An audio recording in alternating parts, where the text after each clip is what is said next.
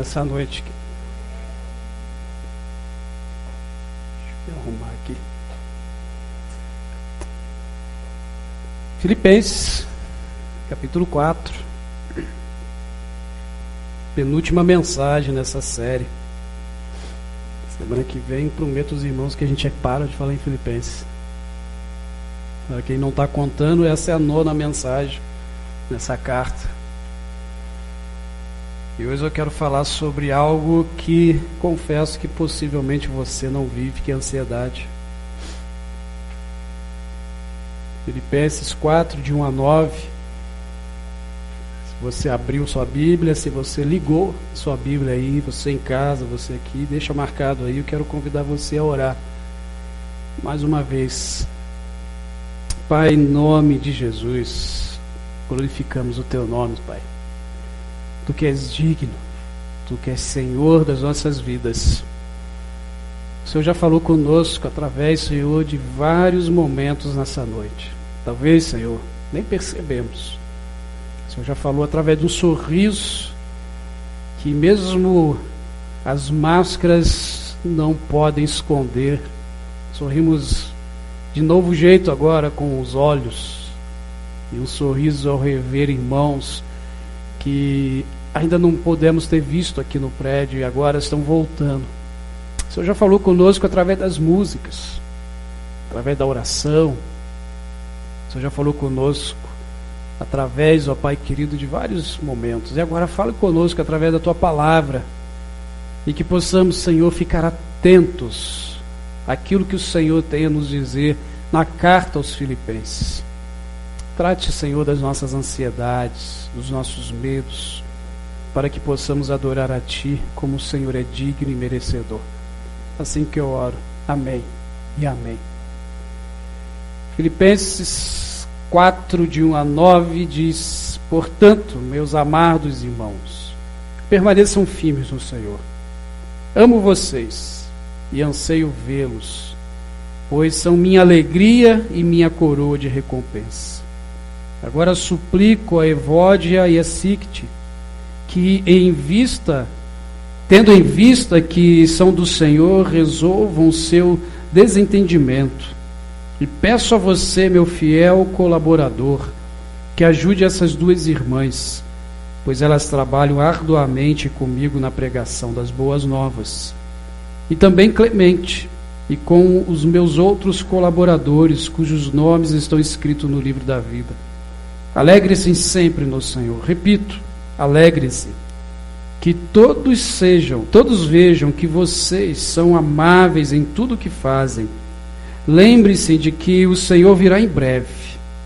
Não vivam preocupados com coisa alguma. Em vez disso, orem a Deus pedindo aquilo de que precisam, agradecendo-lhe por tudo que Ele já fez.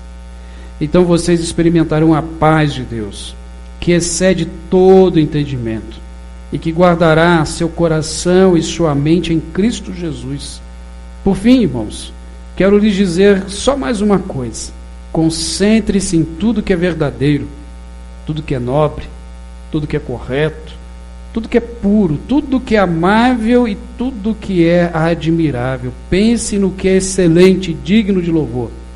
Continuem a praticar tudo o que aprenderam e receberam de mim, tudo que ouviram de mim e viram fazer. Então Deus da paz estará com vocês. É um tema desafiador falar de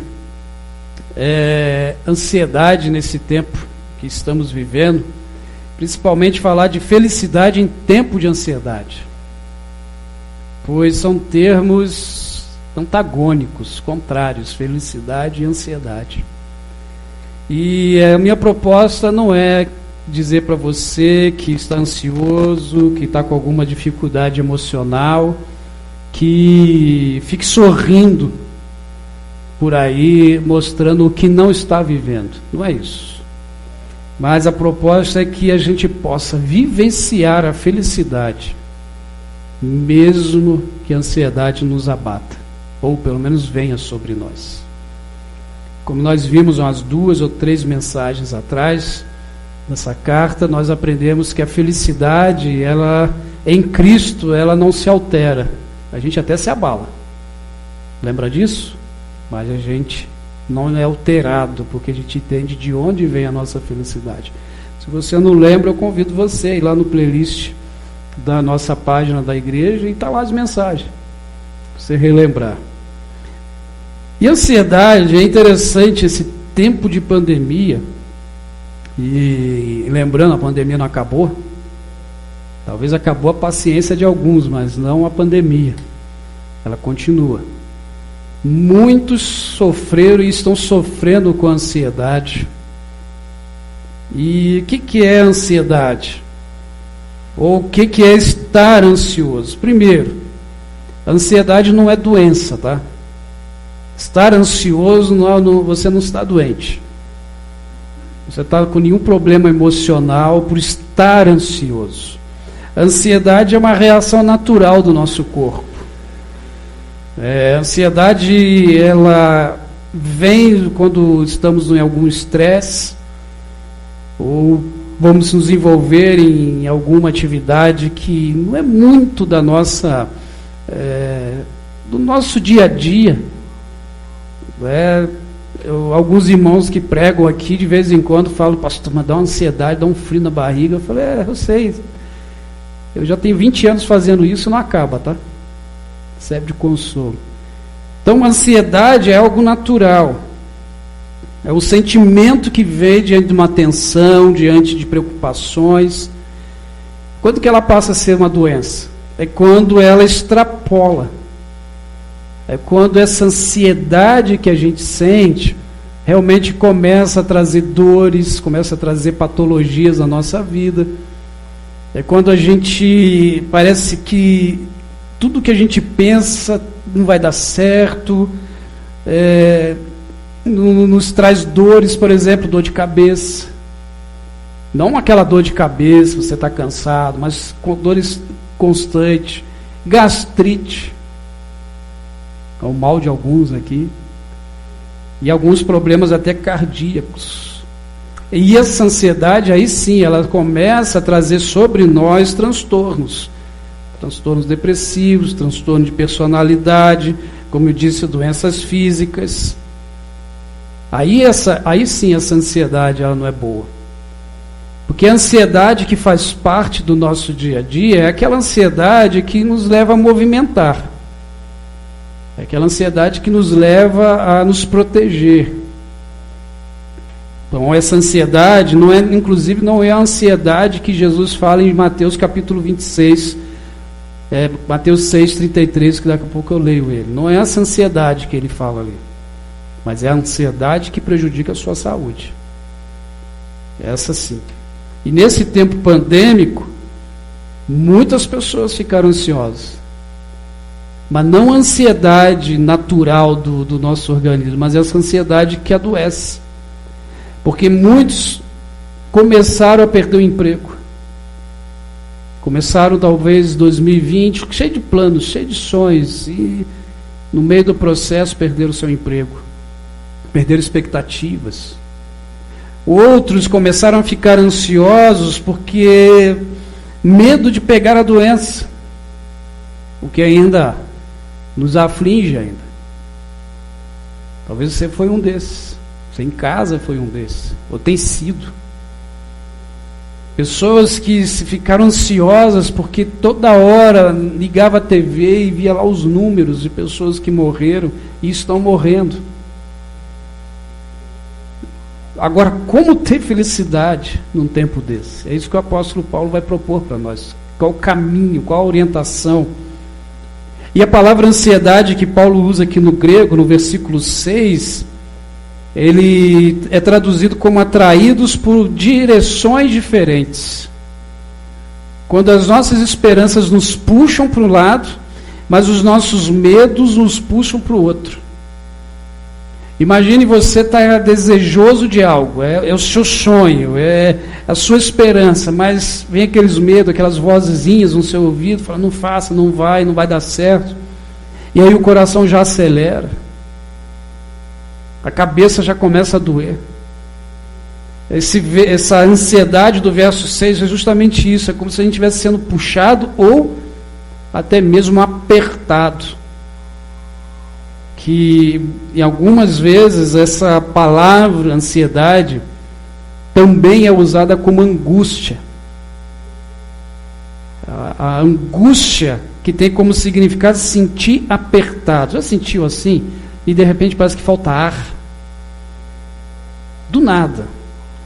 O coração dá aquela acelerada. Você mede a pressão, está legal.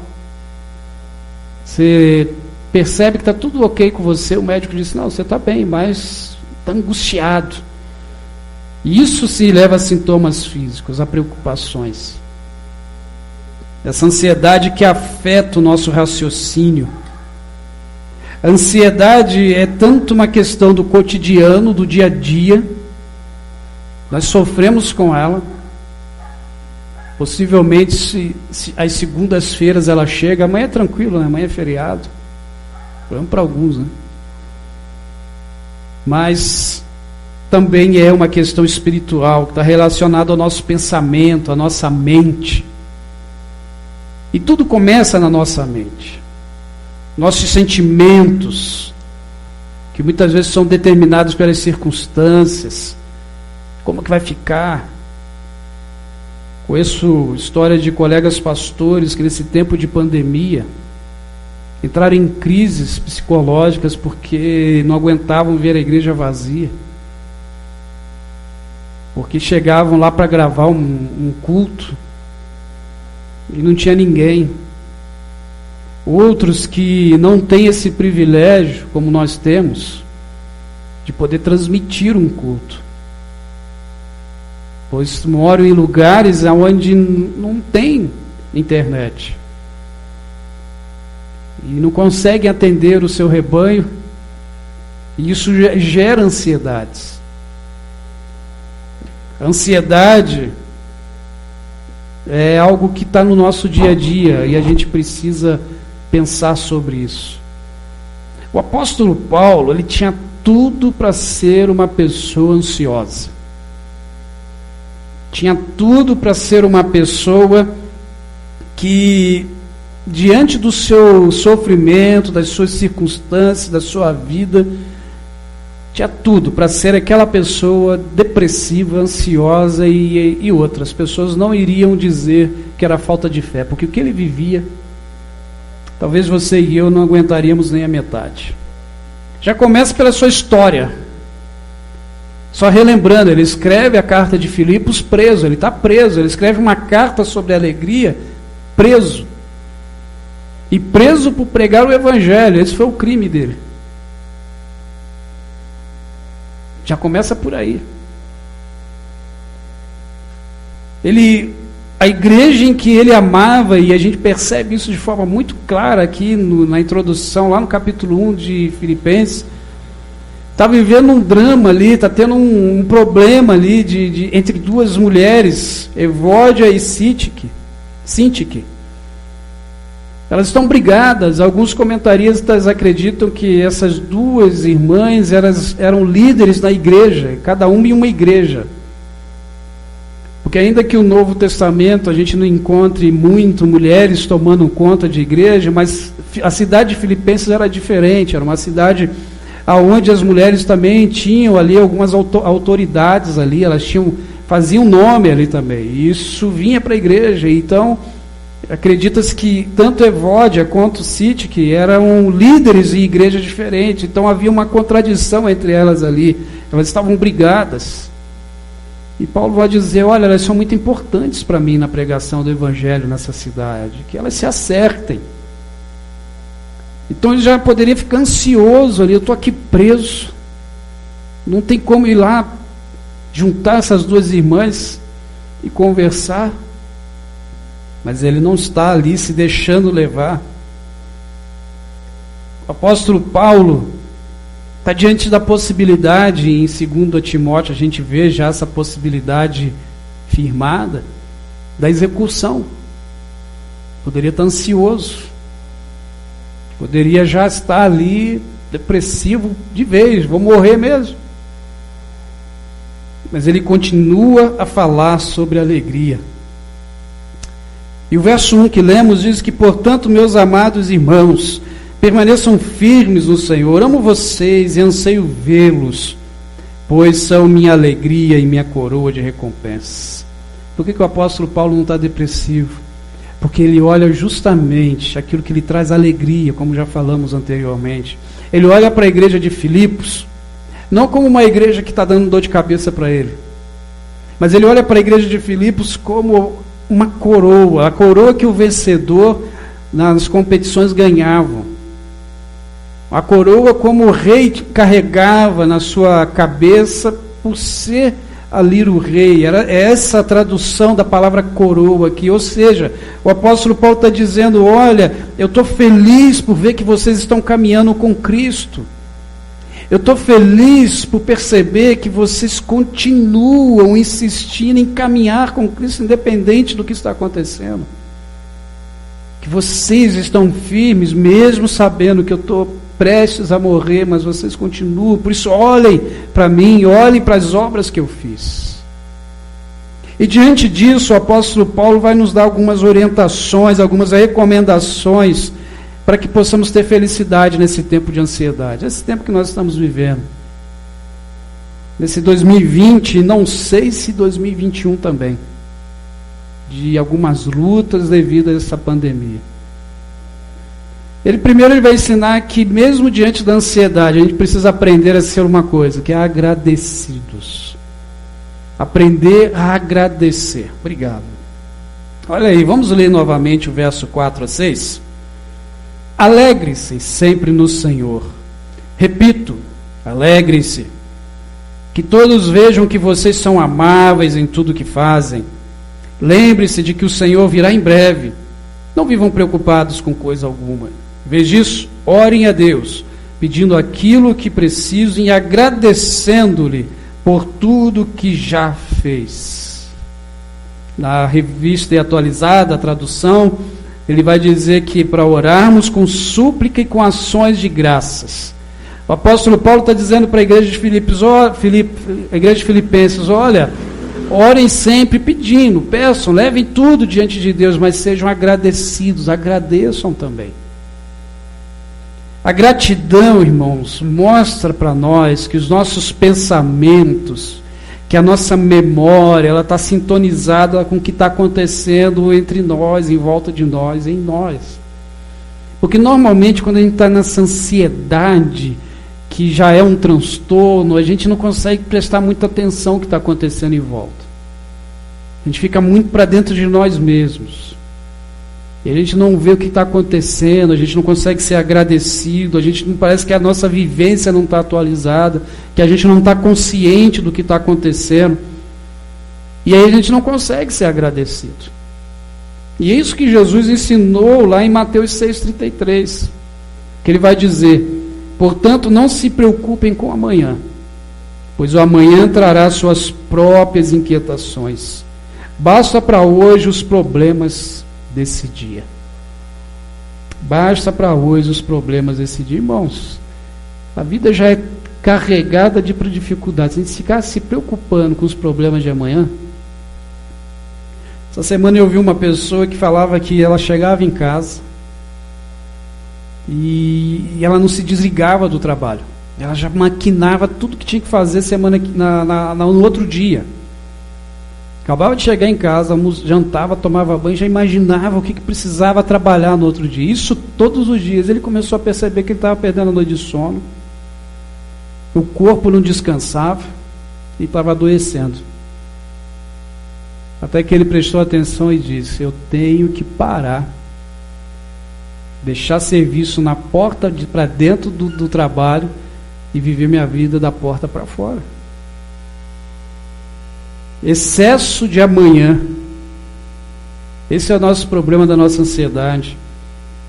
Não que a gente não faça planos para o futuro. Você já me ouviu falar isso aqui. A gente deve fazer os planos para o futuro, mas isso não pode trazer doença para você, não pode adoecer você.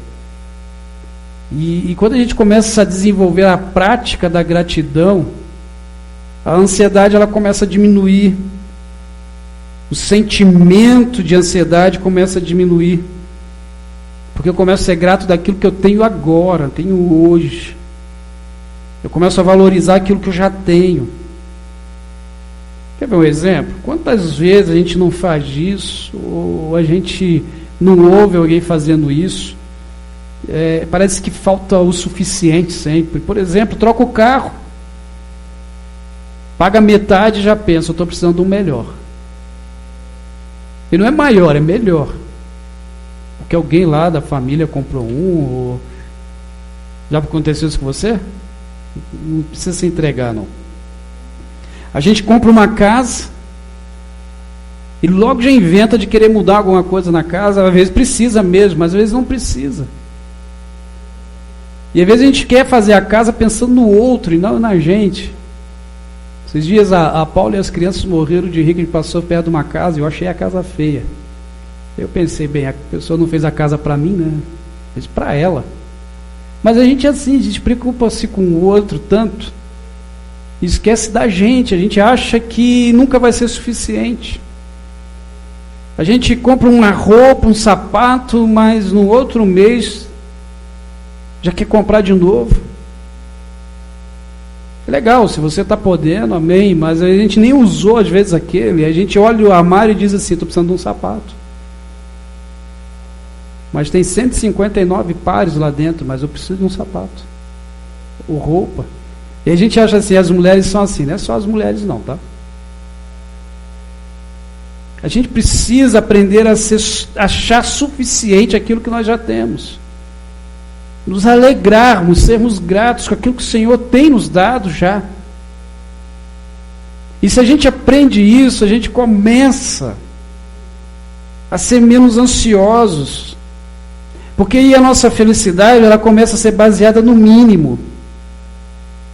E aí a nossa felicidade, ela começa a tomar um outro rumo.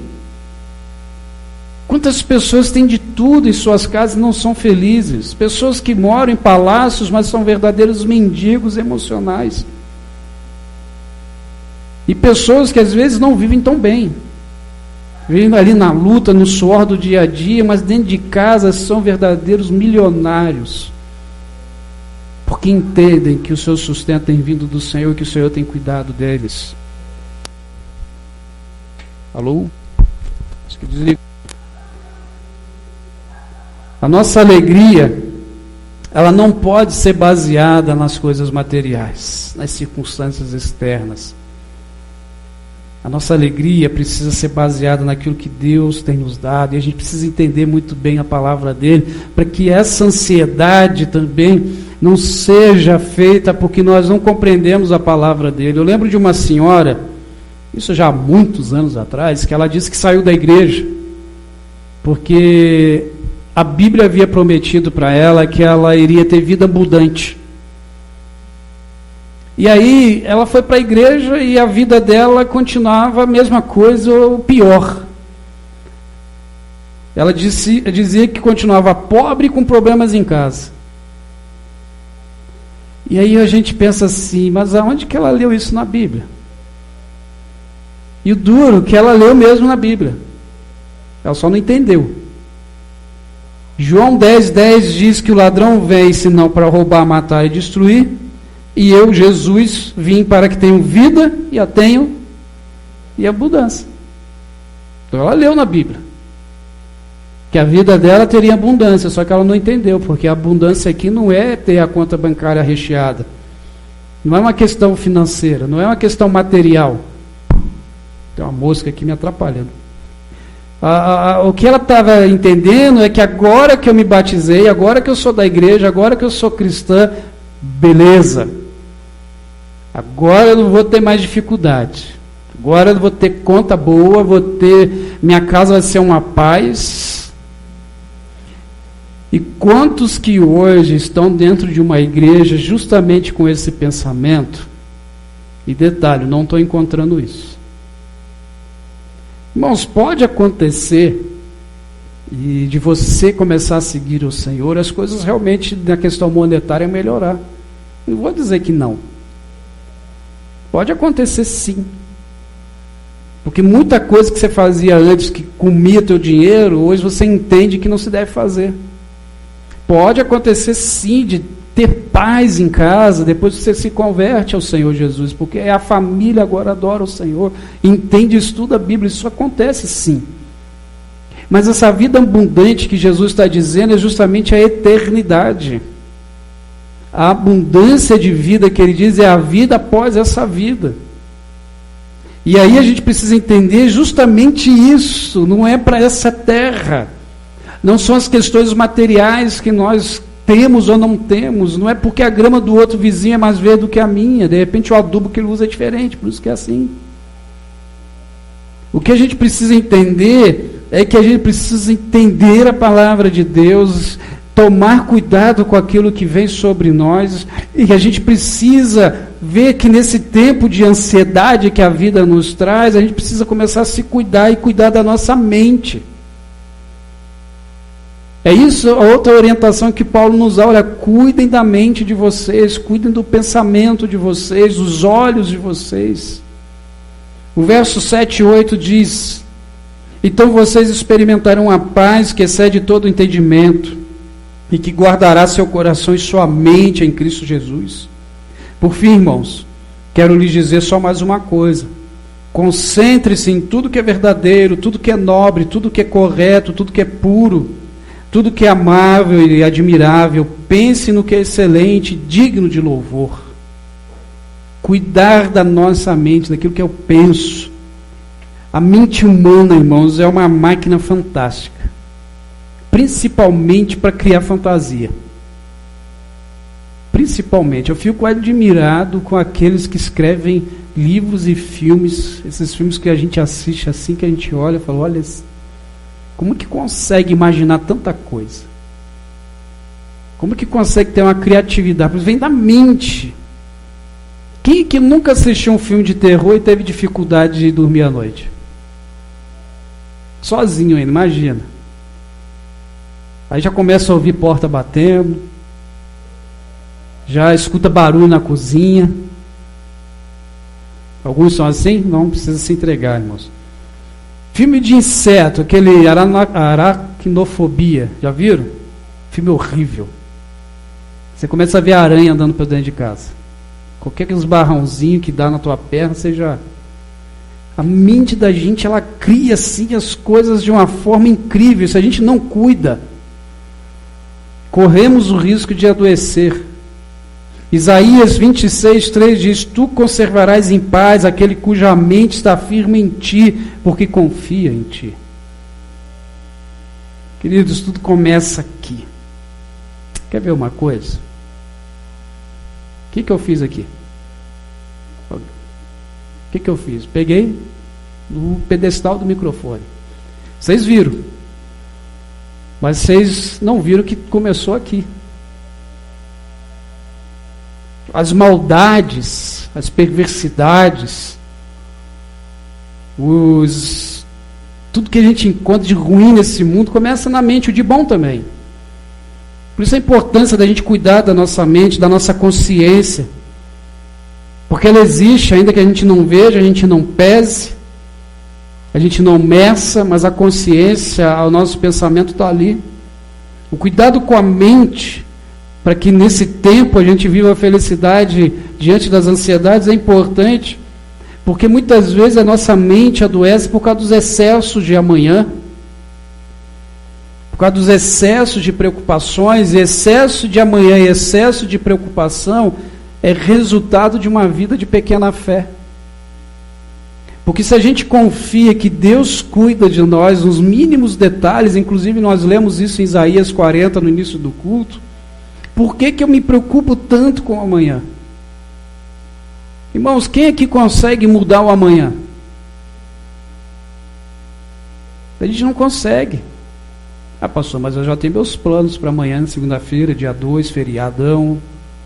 Não, plano é uma coisa, acontecer é outra. Futuro, irmãos, é um tapete que está se desenrolando, eu não sei o que eu vou encontrar ali. Quantas vezes a gente programa uma semana e a gente vê ali certinho? Eu sou assim, eu programo minha semana, mas chega na terça-feira e descamba tudo. A Paula me conhece, eu sou muito sistemático com as coisas, e quando sai um pouco do eixo ali, pira. Essa, quando Deus chamar, ela vai reto para o céu. Deus vai para aguentar. Mas a gente precisa cuidar da nossa mente. E uma das coisas que tem adoecido a mente, e se você não entender que eu vou falar, por favor, no final do culto me procura, ou você que está assistindo, manda uma mensagem que eu explico. Mas uma coisa que tem adoecido muitas mentes hoje é uma coisa chamada religião. Religião que é vivida de forma errada. Religião que está adoecendo pessoas, porque não está transmitindo o Evangelho, mas fica transmitindo situações, transmitindo ritos que está adoecendo pessoas. E isso é triste, irmãos, e eu não estou dizendo isso de teoria, estou dizendo isso de ouvir pessoas falarem sobre isso. Isso tem sido ruim para nós. Lideranças que excluem as pessoas, às vezes pelas coisas assim que, ao meu ver, é banal. Como certa vez eu ouvi que uma pessoa que cantava no coral de uma igreja foi excluída à noite da igreja, porque de manhã foi jogar bola. Acreditem, irmãos. O cara foi excluído da igreja. Chegou no coral à noite para cantar, todo bonitão, com a roupa do coral, e os irmãos olharam, o diácono chamou o pastor e falou: você foi desligado hoje do hall de membros. Por quê? Foi jogar bola de manhã. Mas pastor, está certo ele jogar bola bem no culto de EBD? Não sei se está certo ou está errado, irmãos. Eu não sei o que aconteceu, qual foi a consequência, o porquê que ele foi jogar bola naquele dia, naquela hora. Vai saber se ele não estava investindo na vida de alguém e o cara só tinha aquele dia para ele estar junto. Não sei. Mas o que eu sei é que isso não é motivo para a gente mandar alguém embora. Isso não é motivo de deixar de amar alguém. Inclusive, a Bíblia não me permite deixar de amar ninguém. Porque ela diz que eu tenho que amar até os meus inimigos. Então, amor não é sentimento, é mandamento. Então, quando a gente olha essa religião, ela adoece, prejudica nossas mentes. Não é que tem que fazer qualquer coisa, agora eu posso viver de qualquer jeito, não é isso. Tem princípios, sim. Mas o maior princípio que o Evangelho de Jesus nos traz é o amor. E o amor diz assim: olha, seja incondicional, senta, ouve, caminhe, discipline se for necessário, mas com amor, para que todos sejam alcançados pelo Evangelho. O apóstolo Paulo, aí no capítulo 8, versículo 8, ele dá uma lista de coisas que a gente precisa tomar como princípios para cuidar da nossa memória, da nossa mente. Ele vai dizer: consente-se em tudo que é verdadeiro. Inclusive, eu abro um parênteses aqui. Olha como adoece a nossa vida. Ele diz tudo que é verdadeiro. Irmãos, tome cuidado com as fake news. Porque isso tem adoecido pessoas. Aliás, tem matado pessoas. Pessoas têm morrido por causa disso. Mentiras. Que às vezes nem pesquisa se é verdade. A fonte. Tudo que é nobre. Ou seja, irmãos, olhem aquilo que tem sido feito de bom. Uma das mensagens em Filipenses nós vimos que nós temos muita facilidade de achar erros. Existem aqueles que são profissionais em procurar erros na vida do outro, mas não olham no espelho para procurar os seus. Isso adoece. Ele continua: tudo que é correto, seja correto na sua vida, no seu dia a dia. Sua forma de existir, seja correto. Tudo que é puro, busque essa pureza do Evangelho para a sua vida. O que é amável e admirável, ele diz: pense no que é excelente e digno de louvor. Ou seja, deve o seu pensamento justamente aquilo que edifica a sua mente. E ele termina dizendo no verso 9: continue a praticar tudo o que aprenderam e receberam de mim, tudo o que ouviram de mim e me viram fazer, então Deus de paz estará com vocês. Pouco antes ele vai dizer: sejam meus imitadores, olhem para mim, porque eu imito a Cristo. E agora ele está dizendo, pratiquem aquilo que vocês virem. Pratiquem isso que está no versículo 8. Cuidem da sua vida espiritual.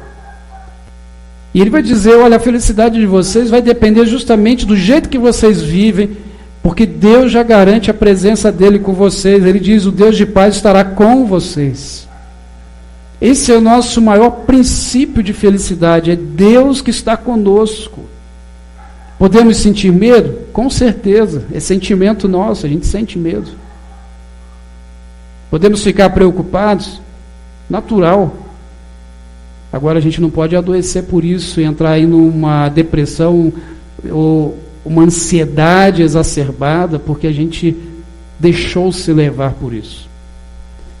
E aconselho vocês que talvez já esteja nesse ponto, você que está aqui ou você que está em casa, que se as suas emoções já passaram desse limite, procure um profissional. Não tentem resolver isso sozinhos. Não tentem dizer assim, como eu já ouvi muitas vezes, Jesus é meu psicólogo, ele que vai resolver meu problema. Amém, realmente, Jesus é o maior psicólogo que existe. Tão bom, que ele distribuiu esse conhecimento a outros profissionais da área. Então procure, não deixe que a doença tome você. Eu queria só fazer a gente já passou o setembro amarelo, né, mas queria frisar isso. Se as suas emoções, principalmente pela pandemia, não andam bem, procure um profissional. Não deixe agravar, não deixe piorar. Com certeza Jesus já está trabalhando na sua vida nessa área, mas ele usa outros mecanismos também. A gente acha que depressão, ansiedade, isso não é doença para crente, não é verdade? Já ouviu isso? Já, irmãos? Mas, Cléria, por que você usa óculos? Eu, né?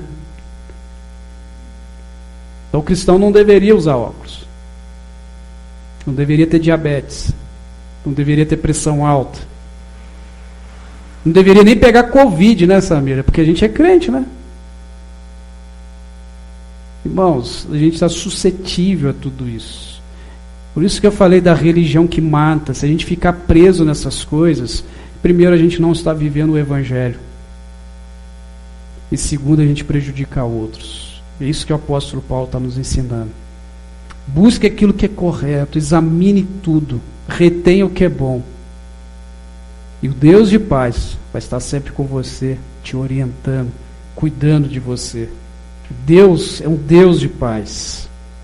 É um Deus que preserva o homem, porque Ele ama. Ainda que a gente encontre o inevitável no nosso dia a dia, mas somente a graça dele é quem nos garante a felicidade, mesmo diante da ansiedade. Pedro, o apóstolo, lá na sua carta, 1 Pedro 5,7, diz: lancem sobre ele toda a sua ansiedade, porque ele tem cuidado de vocês. O Senhor tem cuidado de cada um de nós, diante das mais diversas circunstâncias que a gente possa estar passando.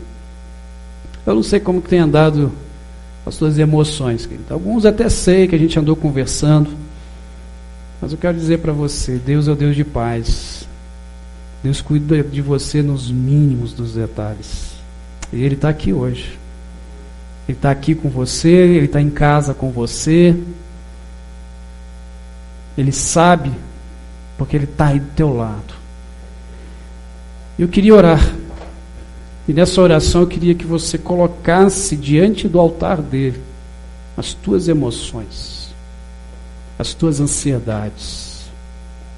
Pedisse a ele: Senhor, eu quero ser feliz desse jeito aí que o pastor falou. Independente do que eu estiver vivendo, eu sei que o Senhor está cuidando de mim. Então eu quero entender isso, Senhor. Se você quer orar assim, feche seus olhos. Se você que está em casa, pare de fazer o que está fazendo agora. Se assim for possível, vamos orar junto. Vamos buscar a presença do Senhor juntos. Pai, o existir nos traz ansiedades. A existência nos traz preocupações. Mas elas não podem dominar a nossa vida. Não podem ditar,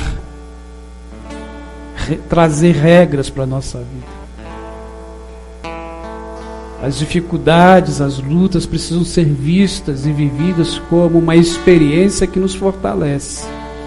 E só conseguimos ser assim com a vida colocada diante do Senhor. Pai, nos ensine a ser felizes mesmo em tempo de ansiedade, em tempo de diferença, nas circunstâncias que vivemos. Não nos deixe cair na angústia, naquela pressão, na opressão. Não permita que a nossa mente, ó Deus, entre totalmente aniquilada do teu querer. Mas, Senhor, que possamos buscar no Senhor o conforto e o consolo, pois Tu és um Deus de paz. Queremos sim, Deus, lançar sobre o Senhor as nossas ansiedades, os nossos medos, com a certeza de que o Senhor tem cuidado de cada um de nós. Pai, abençoe os Teus filhos e filhas que estão aqui, os que estão em casa, que assistem esse culto, independente do dia e da hora, mas que tenham, Senhor, essa confiança que Tu és Deus.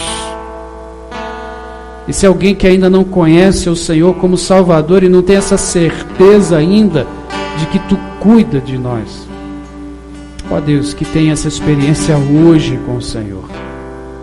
É assim que eu oro em nome de Jesus. Amém. Amém. Quero convidar você a participar da ceia. Você em casa aí, vai chegando perto da sua mesa. Convidar a irmã Delcemira e a Cida. Gente, faz tanto tempo que eu não uso esses dois nomes para ajudar na ceia, que estava dando até saudade. Era só eu aqui, os meninos. E ceia representa ou nos faz lembrar da memória de Cristo. Nos traz à memória o seu sacrifício e nos faz lembrar que somos família, que estamos juntos, que o Senhor tem cuidado de nós, e por isso que a gente pode lançar sobre Ele as nossas ansiedades. Por isso, você vai receber aí o cálice, você vai receber o pão. Aí você segura um pouquinho que a gente vai orar junto e depois participar.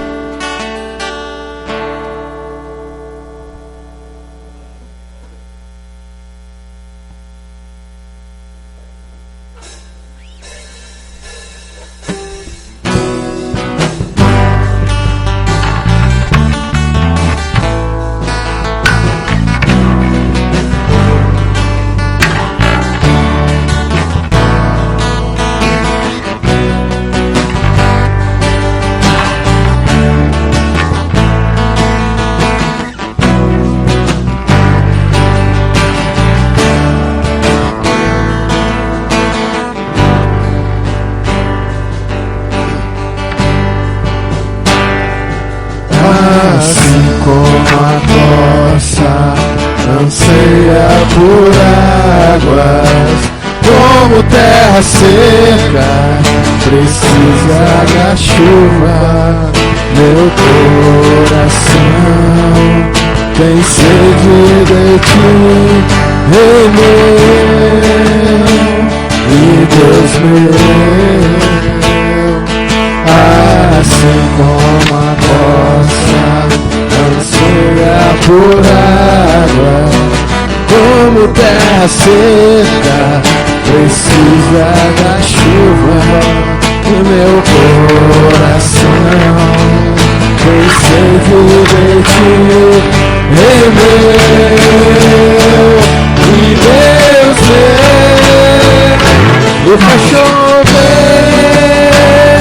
Senhor Jesus, derrama a chuva nesse lugar. Vem com teu rio, Senhor Jesus, inunda o meu coração. A chover, Senhor Jesus, derrama a chuva nesse lugar. Vem com teu rio,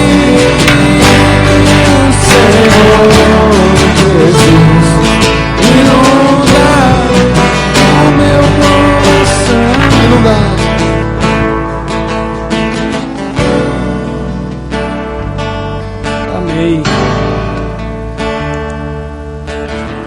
Estamos celebrando em memória do Senhor o seu sacrifício. É a garantia que nós temos a felicidade em Cristo. As outras circunstâncias são só adendos a essa felicidade, mas a felicidade principal é Jesus Cristo. Seu corpo, que está aqui representado pelo pãozinho, foi moído, sofreu, mas em momento algum ele perdeu a felicidade daquilo que iria acontecer depois, que era a salvação de muitos. O autor de Hebreus vai dizer que pela felicidade, pela alegria que estava proposta, ele encarou a cruz. Que alegria era aquela? A alegria de ver você hoje salvo. A alegria de ver você hoje em casa, celebrando o nome dele em família. O seu sangue foi derramado naquela cruz por amor a cada um de nós. Não reclamou em momento algum. Pelo contrário, da cruz olhou e disse: Pai, perdoa-os. Pai, está consumado, eu paguei o preço. E por isso hoje em memória a gente pode, como família, reunidos juntos, nesse lugar chamado oração, independente de tempo ou de local, adorar. Por isso eu queria convidar você a novamente orar ao Senhor, dando graças, para que seja agradecido pelo sacrifício dele por você. Pai, eu quero louvar o Senhor pela salvação que o Senhor nos deu. Agradecer, Senhor, porque eu não era merecedor, não era digno. Na verdade, a morte era para mim mesmo. O meu destino era ficar separado do Senhor, porque ofendemos o teu nome. Mas o Senhor enviou Jesus. E através de Jesus, do seu amor por nós, podemos hoje ser chamados de filhos, de filhas. Podemos participar agora do pão, do vinho, do suco de uva. Aqui reunidos no prédio ou em casa, mas a igreja está reunida nesse momento em prol de relembrarmos o sacrifício do Senhor por nós. E mais, relembrarmos que o Senhor vai voltar, que o Senhor vai vir nos buscar. E essa certeza, Senhor, que precisa arder no nosso coração constantemente, porque é nessa certeza que mantenhamos a nossa felicidade garantida. Ainda que a ansiedade bata ao nosso coração, os medos nos assolem, ainda que, Senhor, que as tempestades quase nos fazem afundar, mas a felicidade não se abala, porque está no Senhor.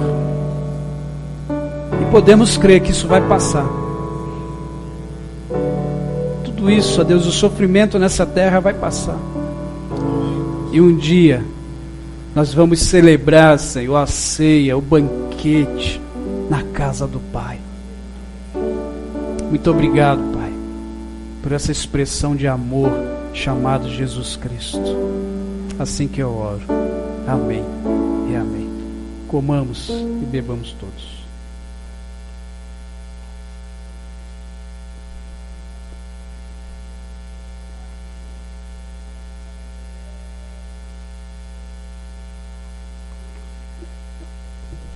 Irmão, só uma orientação. O copinho você leva e joga fora, tá? Para proteger as irmãs também. Como eu falei, o Covid está aí, né? Não foi embora ainda. Então depois você vai, tem ali a lixeirinha atrás, tá bom? Você segura aí, depois joga lá. Vamos adorar o Senhor, adorando com a máscara, tá? A gente está sem porque a gente está aqui cantando eles, né? Mas coloque aí, já vou colocar a minha que está ali. E logo depois do culto, sabe o que você faz? Só dá um tchau, não pode se abraçar, infelizmente, irmãos. Pode dar aquele, né? Né, Mário? Tapinha na mão só. Tem álcool ali. Deus abençoe. Uma excelente semana. Você em casa, Sinta-se abraçado em nome de Jesus. Vamos adorar o Senhor mais uma vez.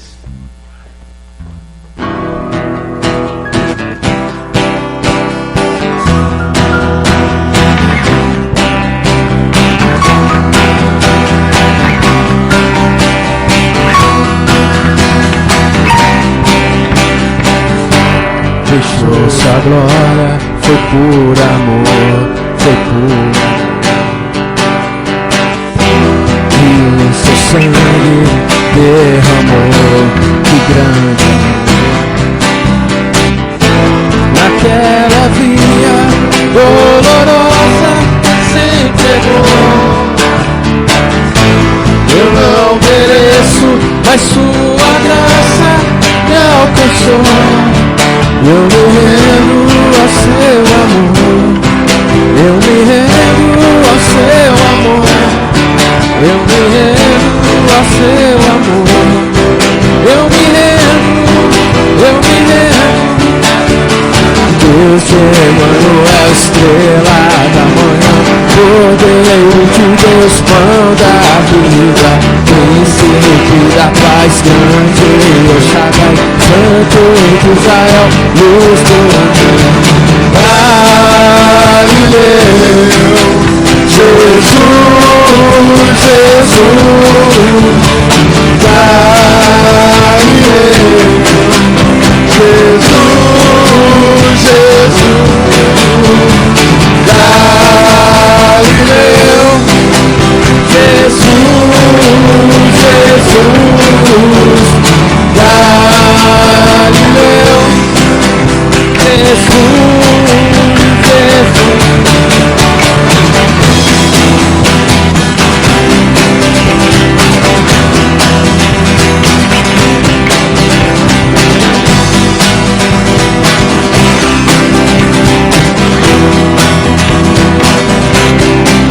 Eu me rendo ao seu amor, eu me rendo ao seu amor, eu me rendo ao seu amor, eu me rendo, eu me rendo, eu me rendo. Deus de Emanuel, estrela da manhã, Cordeiro de Deus, pão da vida, príncipe da paz, grande El Shaddai, Santo de Israel, luz do mundo. Galileu, Jesus, Jesus, Galileu, Jesus, Jesus, Galileu, Jesus, Jesus, Galileu, Jesus, Jesus. Oh, oh, oh, oh, oh, oh, oh,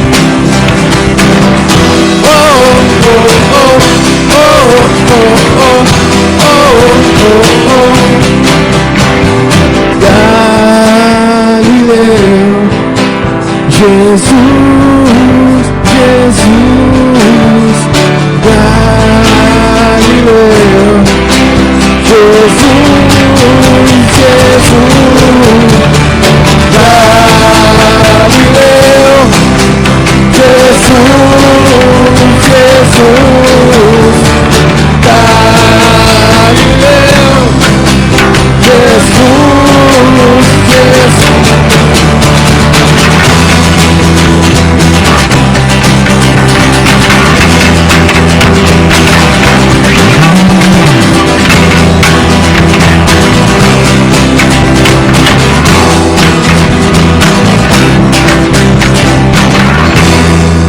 Aleluia. Deus abençoe.